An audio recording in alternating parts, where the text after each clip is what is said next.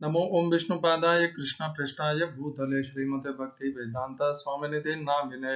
हरे कृष्ण कृष्ण कृष्ण हरे हरे, हरे राम राम राम हरे हरे।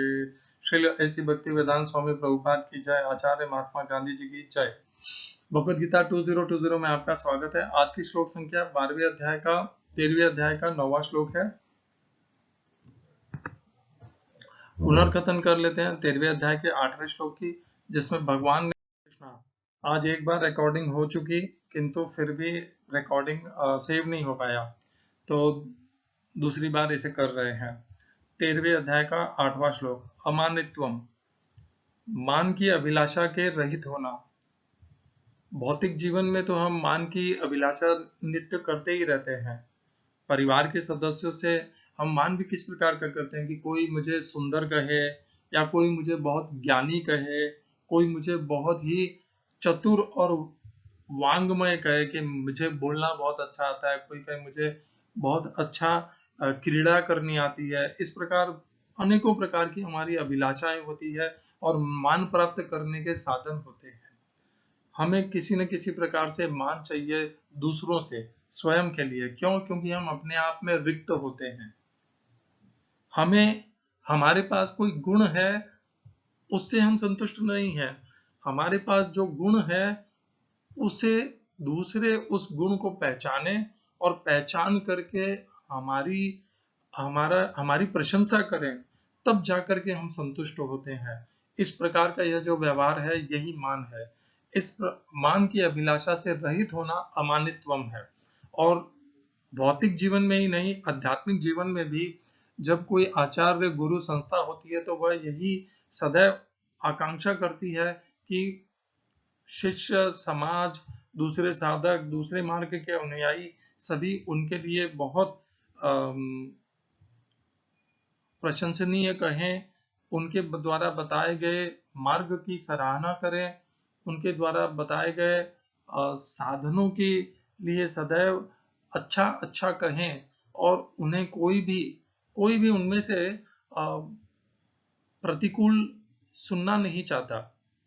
यदि आप उनसे कभी कोई प्रतिकूल प्रश्न करेंगे तो वे क्रोधित हो जाएंगे, आपको मूर्ख कह देंगे या आपके प्रश्नों की अवहेलना कर देंगे। तो ये सब मान के मान का मान की अभिलाषा होना होता है, और उनसे कुछ भी विपरीत होता है तो वह स्वीकार नहीं हो पाता उनसे। अमानित्व अर्थात इस प्रकार की कोई भी अभिलाषा नहीं होना। हाँ, आचार्य गुरु और संस्था को सत्य का मार्ग बताना है, भगवान और भक्ति और साधना का मार्ग बताना है। किसे प्रिय लगे अप्रिय लगे, उस पर उसका कोई भी आधार नहीं होना चाहिए। सत्य को प्रतिपादन करना है केवल। अदम्भित्वम, हम जो हैं वही प्रस्तुत करें। हम जो हैं उससे ज्यादा अपने आप को बलवान, धनवान, ज्ञानवान, सुंदर, सुसंस्कृत, इस प्रकार का प्रदर्शन करना, ये सब दंभ की क्षेत्र में आता है। अदम्भित्वम अर्थात इस प्रकार का कभी प्रदर्शन नहीं करना। मनुष्य को जो है वही वास्तविक अपना प्रदर्शन करना चाहिए, वही सत्य की सीमा में आता है। और जो वास्तविक ज्ञानी और सरल मनुष्य होते हैं, वे तो जो हैं उससे भी अपने आप को कम करके बताते हैं। तृणादपि सुनिचेना तरोरपि सहिष्णुता, ये चैतन्य महाप्रभु का दिया हुआ शिक्षाष्टकम है। हमें तृण से भी अपने आप को कम समझना चाहिए, उसके समान होना चाहिए। कोई हमें कुचल के चला जाए तब भी हमें कुछ भी नहीं, हमारे अंदर प्रतिकार होना चाहिए। इस प्रकार अध्यात्म में भी दंभ होता है।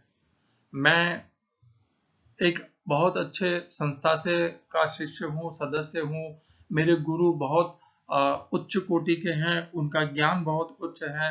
मैंने गुरु भगवान की कृपा से बहुत साधना कर ली है, भक्ति में प्रवृत्त हो गया हूँ, मुझे पद मिल गया है, मैं स्वामी बन गया हूँ, मैं महाराज बन गया हूँ, इस प्रकार के पद, मैं वैष्णव हूँ, मैं सबसे उत्कृष्ट वैष्णव हूँ, मेरे जैसा कोई नहीं है, सभी मुझसे पीछे हैं भक्ति में, मार्ग में, साधना में, मेरे जितने श्लोक कोई नहीं जानता, मेरे जितना भागवतम की चर्चा कोई अच्छे से नहीं कर सकता, मेरे जितनी व्याख्या कोई नहीं कर सकता। इस प्रकार ये सब दंभ है। अपने आप को प्रदर्शन इस प्रकार करने का यह भाव, यह दंभ और नहीं करना चाहिए। सरल होना चाहिए, सदैव मृदुभाषी होना चाहिए, दूसरों को अपने से ज्यादा मान देना चाहिए। उनमें गुण हो भी या ना हो तो भी ढूंढ ढूंढ करके उनके गुण की और सदैव उनके गुण का बखान करना, उनके गुणों को अपने गुण से ज्यादा आकलन करना, और ये केवल मृदुता के लिए नहीं, वास्तविक मन से उनके गुणों को अपने से ज्यादा आकलन करना, यह अदम्भित्व है। अहिंसा, तन, वाणी और मन, किसी में भी दूसरे मनुष्यों, प्राणी मात्र के लिए भी हिंसा नहीं होना, यह अहिंसा कहलाता है। जब हम तन से, वाणी से, कटु शब्दों से, कठोर शब्दों से और दंड देने वाले शब्दों से दूसरों का मान भंग करते हैं, दूसरों को दुख देते हैं, तो ये सब हिंसा कहलाती है। जब हम मन में किसी के प्रति द्वेष, वैर या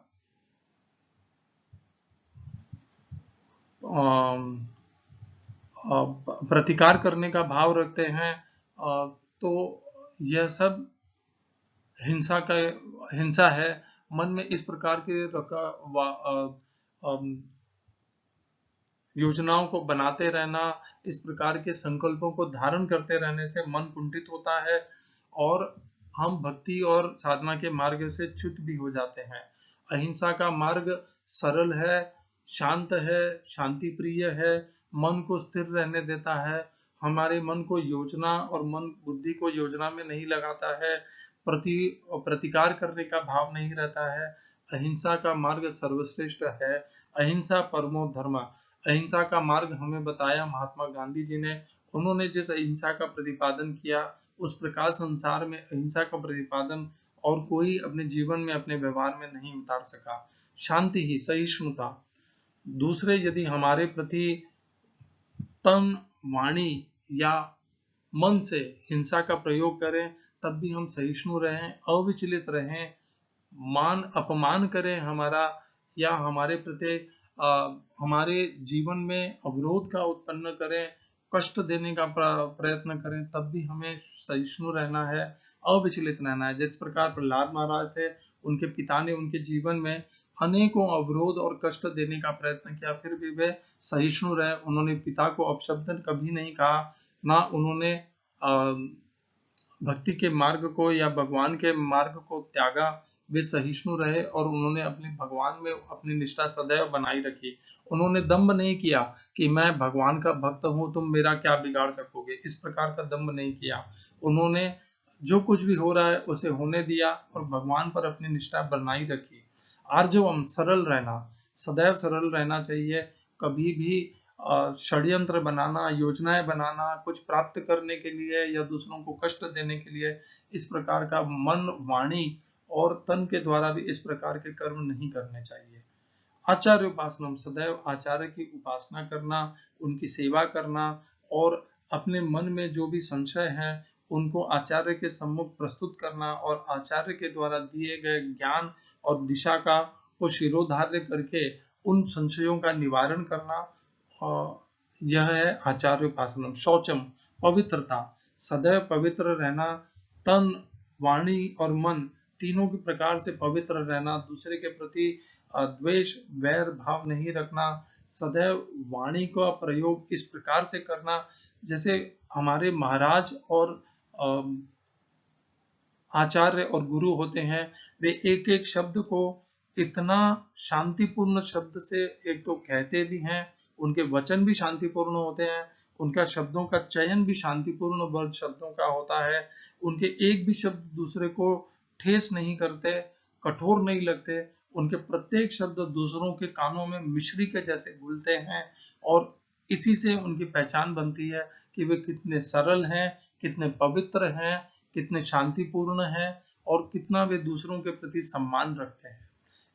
यही पवित्रता है, यही शौचम है वाणी की, मन की और आत्मा के शरीर की पवित्रता तो यही है कि हम सदैव पवित्र रहें, स्नान करें बारंबार और अच्छे अच्छे वस्त्रों को धारण करें। स्थैर्यम, मन और विषयों के द्वारा और इंद्रियों के द्वारा चंचल नहीं रहना है, अपने संकल्पों के प्रति दृढ़ रहना है। जो संकल्प धारण किए हैं उन्हें मार्ग में कितना भी कष्ट प्राप्त हो, प्रतिकूलता प्राप्त हो, उन संकल्पों को सदैव पूर्ण करना है। अब यदि आपने ठान लिया है कि मैं गोवर्धन परिक्रमा करूंगा, तो 21 किलोमीटर की परिक्रमा में कितने भी व्यवधान आए, अवरोध आए, उस परिक्रमा को स्थिरता से पूर्ण करना है। इस प्रकार आप मार्ग में, अपने जीवन में, उद्देश्य में जिन जिन संकल्पों को धारण करते हैं, कितने भी कष्ट आ जाएं, प्रतिकूलता आ जाए, उन संकल्पों से कभी भी अपने आप को वंचित नहीं करना है। उन संकल्पों को धारण करते हुए स्थिरता बनाए रखनी है। इंद्रियों और विषयों के प्रति आकर्षित, इंद्रियों के द्वारा विषयों के प्रति आकर्षित होकर के अपने उद्देश्य से, अपने संकल्प से भटकना नहीं है, हटना नहीं है, स्थिर रहना है। आत्म विनिग्रह, इंद्रियां और मन को सदैव नियंत्रण में रखना है। इंद्रियां विषयों के प्रति भागती हैं, जिस प्रकार भगवान ने दूसरे अध्याय में कहा स्थितप्रज्ञ के विषय में,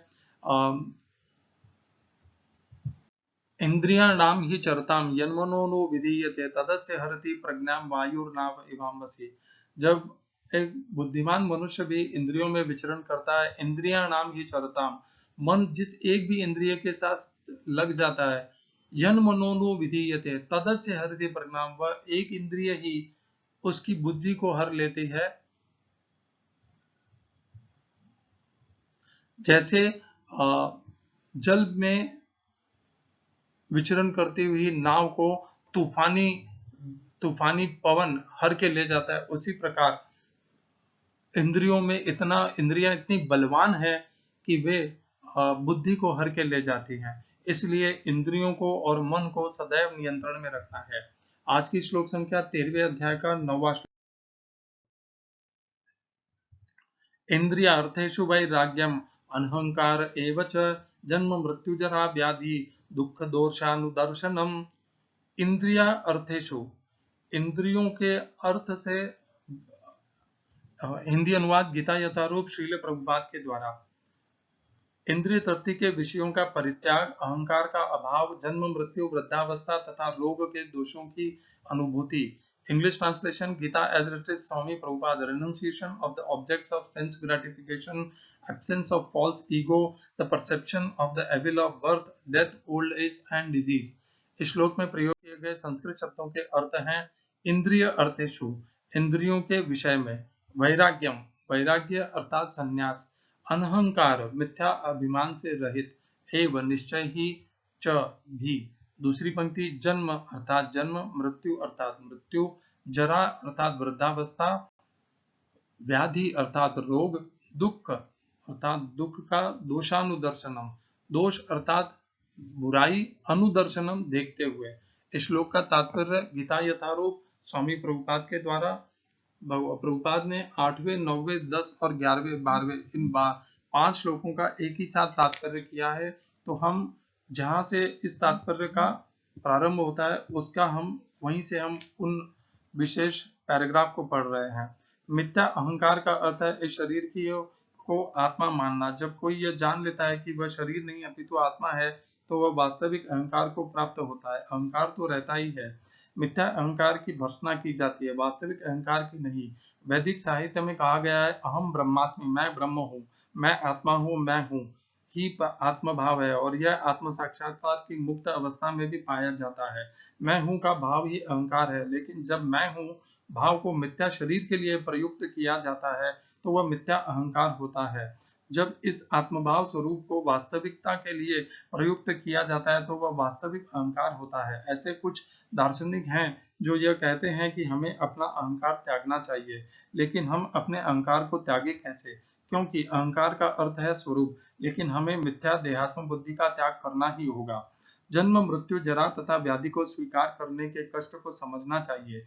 वैदिक ग्रंथों में जन्म के अनेक वृत्तांत हैं। श्रीमद् भागवत में जन्म से पूर्व को की स्थिति, माता के घर में बालक के निवास, उसके कष्ट आदि का सजीव वर्णन हुआ है। यह भली भांति समझ लेना चाहिए कि जन्म बहुत कष्टपूर्ण है। चूंकि हम यह भूल जाते हैं कि माता के गर्भ में हमें कितना कष्ट मिला है, अतएव हम जन्म तथा मृत्यु की पुनरावृत्ति का कोई हल नहीं निकाल पाते। इसी प्रकार मृत्यु के समय भी सभी प्रकार के कष्ट मिलते हैं, जिसका उल्लेख प्रामाणिक शास्त्रों में हुआ है।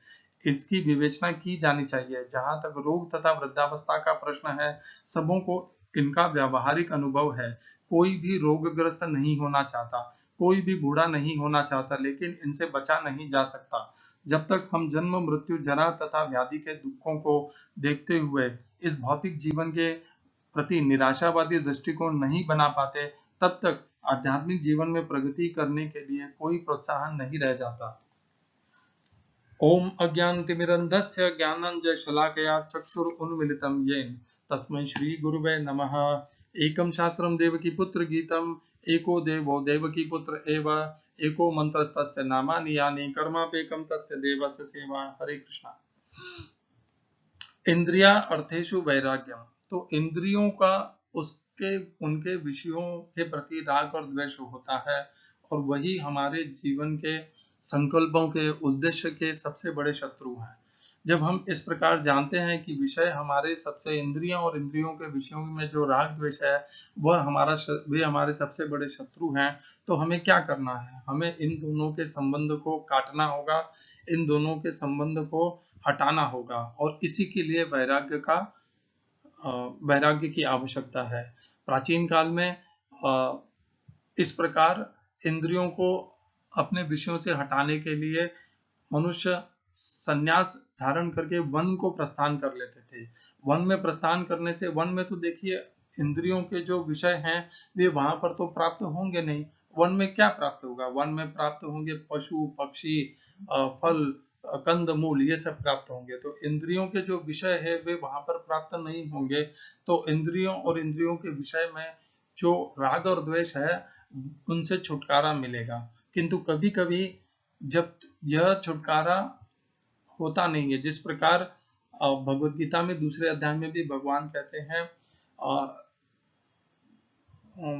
यदा संहर्ते चायम कुर्मंगानि व सर्वशः इंद्रियाणि इंद्रियार्थेभ्यः तस्य प्रज्ञा प्रतिष्ठिता विषया विनिवर्तन्ते निराहार रस देहिनः रसवर्जम रसोप्यस्य परम परम दृष्ट्वा निवर्तते। विषयों को तो हम बलपूर्वक अपने इंद्रियों से हटा लेते हैं, छुड़वा लेते हैं।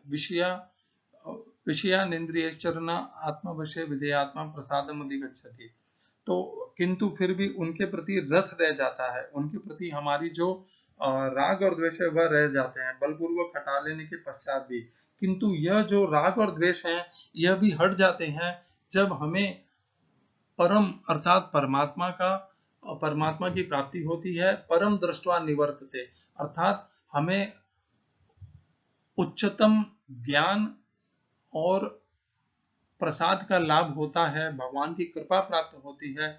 तब हमारा जो इंद्रियों के विषयों के प्रति राग द्वेष है वह भी नष्ट होता है। तो प्रारंभ में तो हमें बलपूर्वक इंद्रियों के विषयों से इंद्रियों को हटाना होगा, और धीरे धीरे इस वैराग्य से हमें भगवान की कृपा की प्राप्ति होगी, और हमारे बाकी के यदि ज्ञान के अंग दृढ़ रहे, बलवान रहे, तो हमें भगवान की कृपा प्राप्त होकर के वह प्रसाद मिलेगा, जिससे हमारा यह जो राग द्वेष है यह भी नष्ट हो जाएगा। राग द्वेष वियुक्तस्तु विषयानिन्द्रियश्चरन् आत्मवश्ये विधेयात्मा प्रसादम् अधिगच्छति। तो यह है इंद्रियों के अर्थों से वैराग्य प्राप्त होने के पीछे का ज्ञान। हमें प्रारंभ में बल का प्रयोग करना है, धीरे धीरे अन्य अंगों को धारण करते हुए भगवान की कृपा को प्राप्त करके हम प्रसाद को प्राप्त करेंगे, उनके प्रसाद को, और तब हमें इनके इंद्रियों और इंद्रियों के विषयों में जो राग और द्वेष है इनसे पूर्ण हमारी मुक्ति हो जाएगी। अनहंकार, अनहंकार का शब्द का प्रभुपाद ने बहुत अच्छा अर्थ बताया है। यहाँ पर अनहंकार शब्द का एक और अर्थ भी हम कर सकते हैं, जो प्रभुपाद ने किया है उसे मैं दोहराऊंगा नहीं। अहंकार अर्थात अहंकार का न होना। हम अहंकार किस पे करते हैं?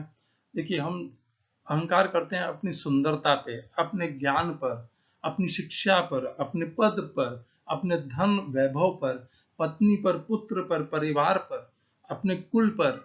अनेकों प्रकार के अहंकार होते हैं कि मैं उच्च कुल का हूँ, मैं उच्च जाति का हूँ, उच्च वर्ण का हूँ, मैं उच्च सुंदर हूँ, गोरा हूँ, बहुत शिक्षा प्राप्त किया हुआ हूँ, मुझ में बहुत ज्ञान है। अनेकों प्रकार के हम अहंकार धारण करके चलते हैं। मेरे पास बहुत उच्च पद है जिससे मैं श्रेष्ठता को प्राप्त कर सकता हूँ। इस प्रकार हम अनेकों प्रकार के अहंकार को धारण करके चलते हैं। जब हम इन सब अहंकार से मुक्त हो जाते हैं तब वह अनहंकार कहा जाता है। और आध्यात्मिक अहंकार भी होता है। आध्यात्मिक अहंकार है कि मैं बहुत आध्यात्मिक अच्छी पवित्र आध्यात्मिक संस्था का सदस्य हूँ, मेरे गुरु अत्यंत श्रेष्ठ हैं और मैं बहुत अच्छा भक्ति करता हूँ, मैं 16 माला का जप करता हूँ, मैं वैष्णव हूँ, मुझसे जैसा कौन है, आढ्यो बीजनवानस्मि कौनोस्ति सदृशो मया। और मैं एकादशी का व्रत भी करता हूँ, मैं समस्त श्लोकों के, भगवत गीता के श्लोकों को मैंने कंठस्थ किया है, भागवतम के श्लोकों को भी कंठस्थ किया है। मैं निरंतर प्रतिदिन मंदिर जाता हूँ, श्लोक कथा सुनता हूँ, श्रवण करता हूँ और अत्यंत पवित्र जीवन का व्यापन करता हूँ। इस प्रकार का यह जो भाव भी है यह भी अहंकार है, यह भी नहीं रखना चाहिए। पूर्ण विनम्रता होना चाहिए। हम जिनसे भी मिले इस आध्यात्मिक मार्ग में यही मानना चाहिए कि वे हमसे श्रेष्ठ हैं, हमें उनका सम्मान करना चाहिए, उन्हें इसीलिए प्रभु कहना है। इस्कॉन में, हरे कृष्णा में, इस संस्था में प्रत्येक भक्त को प्रभु कहने का यह जो प्रयोजन है उसके पीछे यह भी एक कारण होगा कि हमारे भीतर अहंकार की उत्पत्ति न हो, हम दूसरों को अपने से ज्यादा मान दें, उन्हें अपने से ज्यादा उत्कृष्ट, विकसित और प्रगतिशील माने, अपने आप को अभी भी बहुत कुंठित और घिरा हुआ और अभी भी पीछे पीछे समझ करके सदैव इसी प्रकार अपने आप को प्रोत्साहित करते रहें, अपनी अवस्था को सदैव इसी प्रकार कम आंकलन करें और दूसरों की अवस्था को ज्यादा आंकलन करें, तब हम अहंकार से मुक्त हो पाएंगे। जन्म, मृत्यु, जरा, व्याधि, ये जो चार हैं ये शरीर से संबंधित हैं। देखिए, शरीर का जन्म होता है, शरीर की मृत्यु होती है और शरीर को वृद्धावस्था प्राप्त होती है और शरीर को रोग भी लगता है। ये सब शरीर से संबंधित है। और जो दुख है वह परिस्थिति जन्य है, वह क्षेत्र को होता है। क्षेत्र अर्थात शरीर, जैसे पिछले हमें अभी 13वें अध्याय में ही हमने अध्ययन किया, भगवान ने 24 तत्वों से बने इस क्षेत्र का विवरण किया है। उसी में भगवान कहते हैं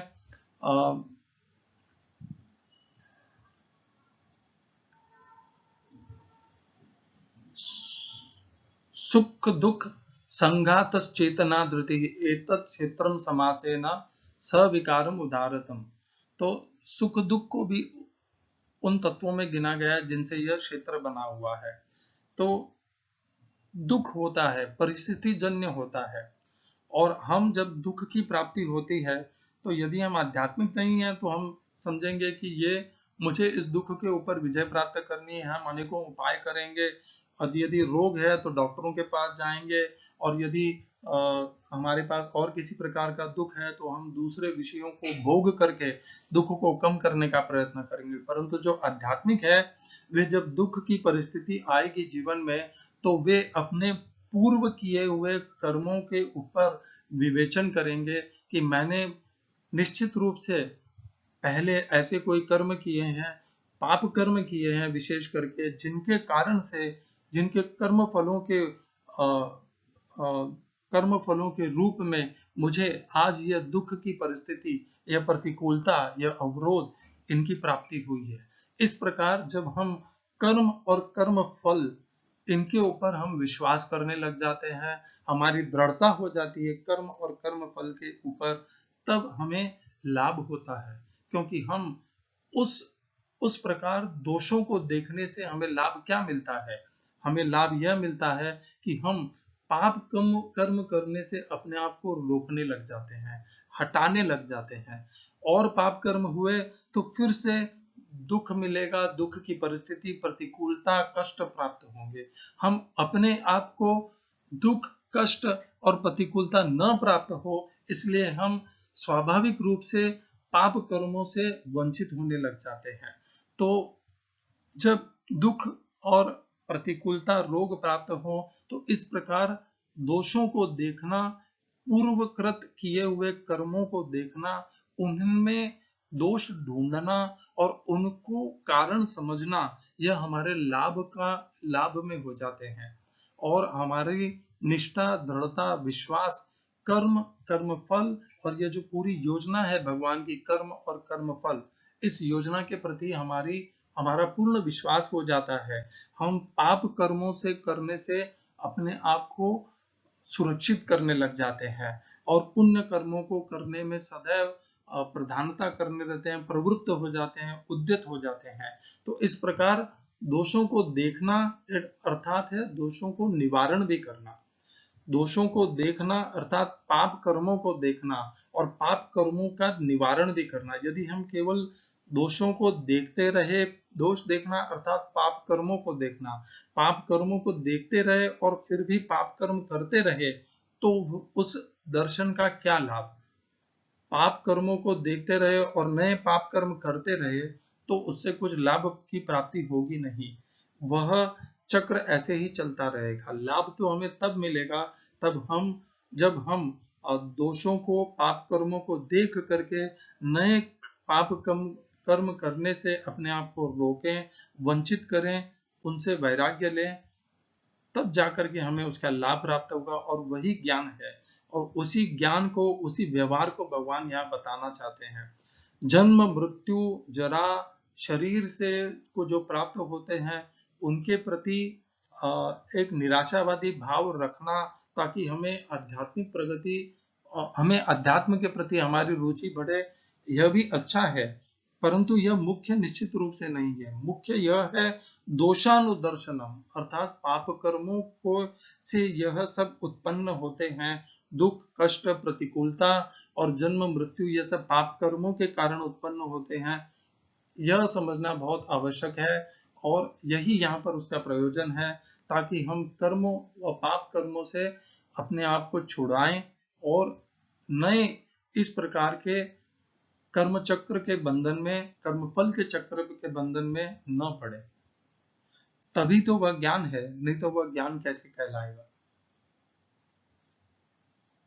मनुष्य को पाप कर्मों से निवृत्त होने के लिए सदैव प्रयत्नशील रहना चाहिए और पुण्य कर्मों को करने के लिए सदैव उद्यत रहना चाहिए, तब वह ज्ञानी है। और यदि मनुष्य पाप कर्मों को नहीं जानता तो वह अज्ञानी है ही, और यदि मनुष्य पाप कर्मों को जानते हुए भी उन्हें करता रहता है, तब भी वह निश्चित रूप से अज्ञानी है।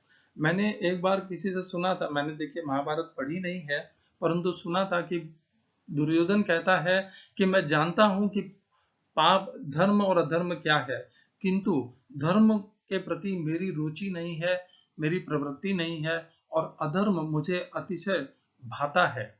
तो इस प्रकार दुर्योधन का स्वभाव था। हमें अपना स्वभाव दुर्योधन जैसा नहीं बनाना है। हमें अधर्म, पाप कर्म के प्रति अरुचि रखनी है, उनमें प्रवृत्त नहीं होना है, अपने आप को रोक करके रखना है, पाप कर्म में कभी नहीं प्रवृत्त होना है। तब जाकर के हम भगवान के यह जो चक्र है कर्म और कर्म फलों का, इसको काट पाएंगे। हम पुण्य कर्मों की वृद्धि होने से भगवान की भक्ति में स्थिर होकर के, दृढ़ होकर के भक्ति में विकसित और वृद्धि को प्राप्त करेंगे। यही है, दुर्योधन जैसा नहीं बनना है, पांडवों जैसा बनना है और अपने भीतर पाप कर्मों से सदैव अपने आप को सुरक्षित रखना है और पुण्य कर्मों को सदैव करते रहना है। तभी वह धर्म युक्त आचरण और व्यवहार कहा जाएगा, और यदि वह नहीं करेंगे तो वह ज्ञान भी नहीं है। हरे कृष्णा। श्रील एसी भक्ति वेदांत स्वामी प्रभुपाद की जय। आचार्य महात्मा गांधी जी की जय।